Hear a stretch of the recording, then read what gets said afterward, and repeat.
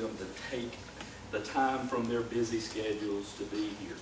I'm going to ask Andy, this is Dr. Andy Bowe. Andy called me or emailed me back, what was that, a year and a half or so ago? And he said, I was just wondering, 2 years ago, he said, I was just wondering if there's anything at Clemson that maybe I could help with for as pre-med, helping students understand the application process. And to make a long story short, we bonded, and he and I have been sort of interacting, and we've been doing this for the last 3 or 4 semesters, or 3 semesters. So Andy has been instrumental in helping get us set up over in Greenville Memorial Hospital. A lot of you benefited from that, so Andy has been involved in that. He's also made some very valuable suggestions for some of the things that we've been doing in the course. Andy helped come up with some of the ideas that we have for that. And then also we came up with this idea to have a residency panel at the end of the semester. And this year we added the simulation lab, and I hope all of you benefited from that. And from my observation, it went exceptionally well. So I'm thinking that this is something we'll definitely want to repeat in the future and do again and again. So hopefully you benefited from that and you enjoyed the pizza, and now we're going to have the resident panel, and I'll let Andy introduce our other guests. All right. Hey, welcome. I guess most of you, because I met you today, but you guys hear me in the back? So I'm Andy Bowe. I'm a third-year med peds resident, which is combined internal medicine residency and pediatrics. So it's a 4-year residency. I went to medical school at Philadelphia College of Osteopathic Medicine up in Philadelphia, and then moved down here to Greenville. So I'll just quickly do introduction, and I'll let them kind of say a little bit something about themselves. I know you guys who were at the simulation lab already heard the basic introduction, and then we'll let you guys get going with the questions. So this is Becky Polk. She's a third-year med student at University of South Carolina. James Bardner, third-year med student at University of South Carolina. And Chris Cutshaw, he's a second-year internal medicine resident at Greenville Memorial. You guys just want to say where you went to med school and undergraduate?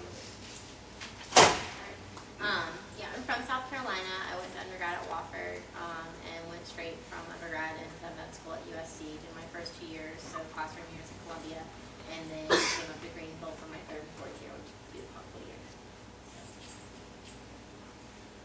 I did most of my life in Southeast Tennessee, then went to Clemson for undergrad, and then worked in science for 2 years, and then went to med school. So.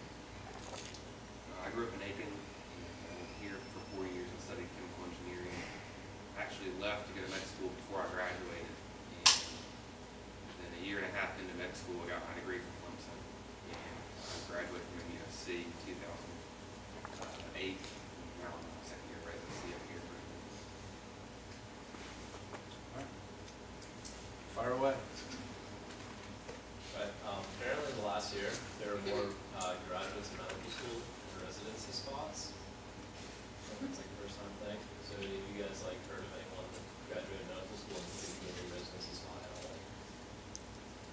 Yeah, I mean, that happens. I don't think any of us are really privy to any of the numbers, but certainly it seems like people that don't match end up just taking an extra year. They can do some work. There's some master's programs. They can get a master's in public health or master's. There's all sorts of masters that you have in your repertoire. MBAs. You also have to understand who's going into the residency slots. You have, again, it's the Caribbean Medical School, it's the Osteopathic School, there's the American Medical School, and all of those are sort of feeding into the different residency slots. And when you say that there aren't enough residency spots available, it's actually not entirely true. There's just not enough residency spots in specific specialties that people want. So there are spots available that people do not fill, but typically they're going to be in the less compensated, higher working fields like family medicine.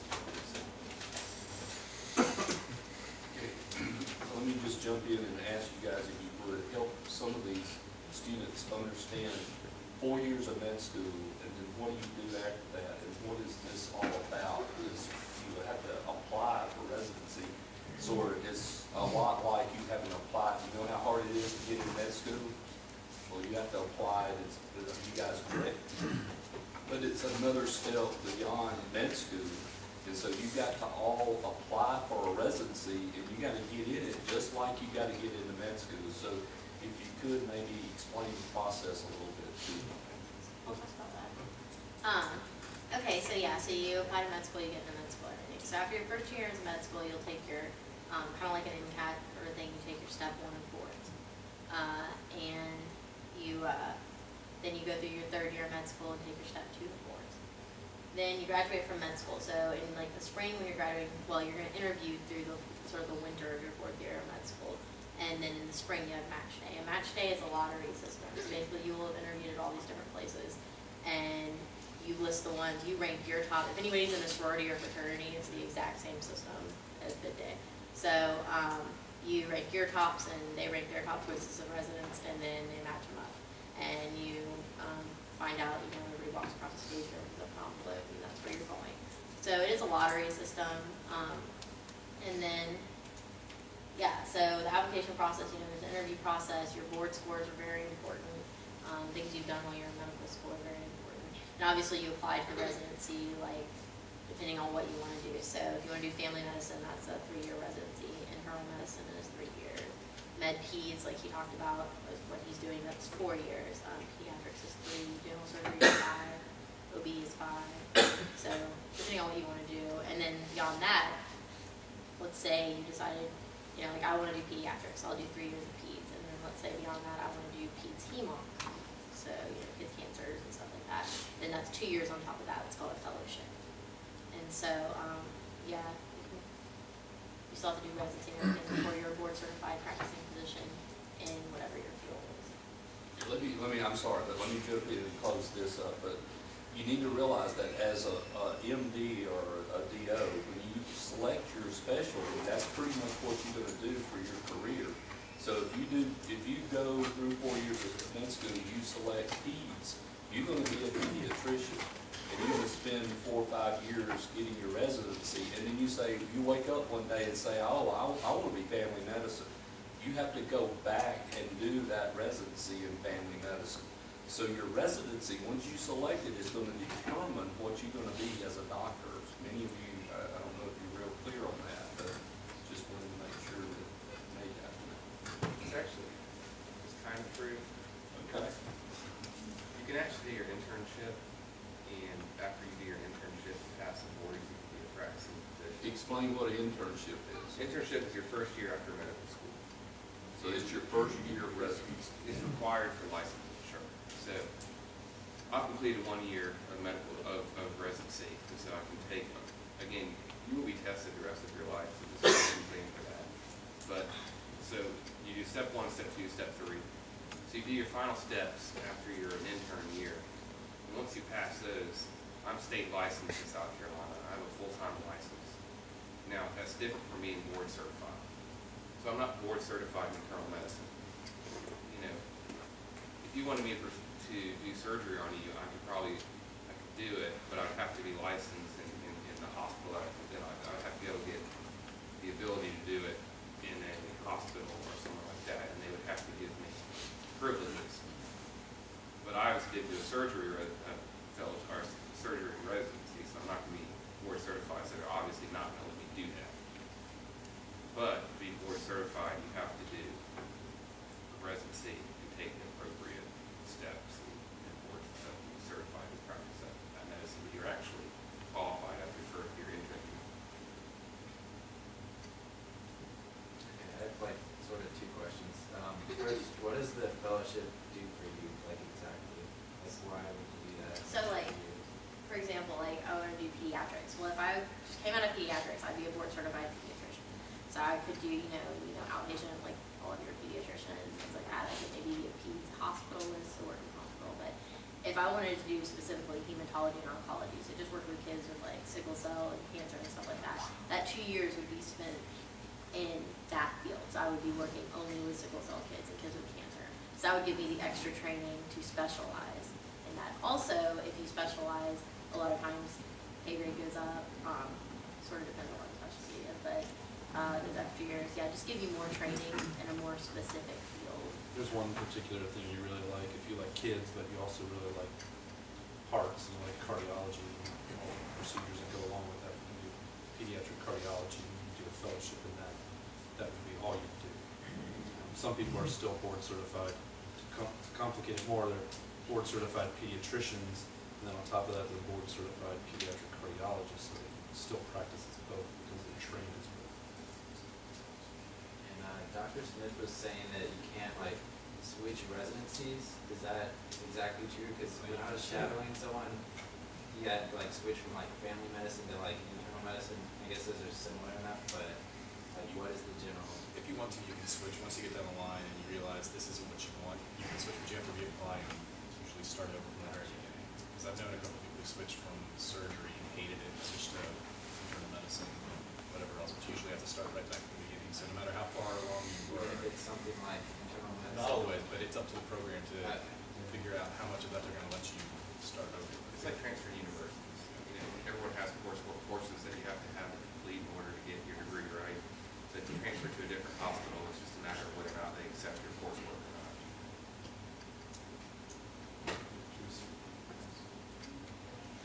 I think like especially in this class we've been educated on like how to get in the medical school and the interview process and that kind of stuff. So how does a residency interview differ from medical school?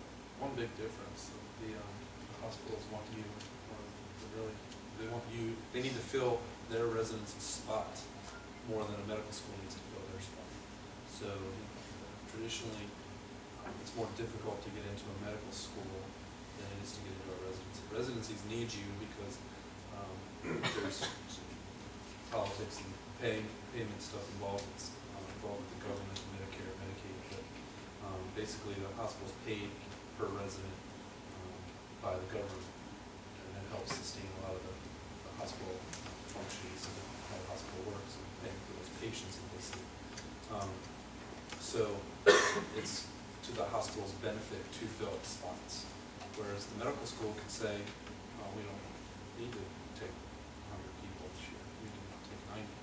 Or, you know, there's so many more people trying to get into medical school compared to their spots versus residency. You're more the sought after one, with the exception of very competitive residencies like dermatology, surgery, orthopedics, things that like everyone wants to do. Those are a little more. Sorry, did you have a question? Oh, she did. Just like, I guess for us, like knowing what you know now and like having all the experiences that you've had, if you could do it all over again, would you? Yeah, for sure. It's the best part ever. So far. I would say before you get into it though, I am a big proponent of taking some time off after undergrad. Make sure medicine what you want. If there's anything at all else on your radar, then see if you want to do that instead. Because it's a lot easier to get started on a different path and switch into medicine and come out with that $200,000 in debt and try to switch to something else. It's a huge commitment, and I don't think I really understood that. I knew since I was young that I wanted to be a doctor, and I think most of you in this room can raise your hand and say that. But you know, looking back, it's 4 years of undergrad, working your butt off to get the top grades. You can be near the top in your class. It's for me, I took a couple years off, so I'm like James. I agree that taking a year or two off is very good for some people. I went and got a master's, and then I went to med school. I'm third year of residency. I'm 32, so I have yet to start a family. Whereas my college buddies that I went drinking with and was in a fraternity with have 2 kids, and they've been working the same job for 10 years, and they're well established, and they're working their way up the corporate ladder. And here I am, the doctor and the successful one, but I don't even have a family yet. So there are commitments and there are things in your life that you have to think about, and you have to think about what your priorities are and how much you really want it. And, for me, a bad day in the hospital is better than anything else for me. I absolutely love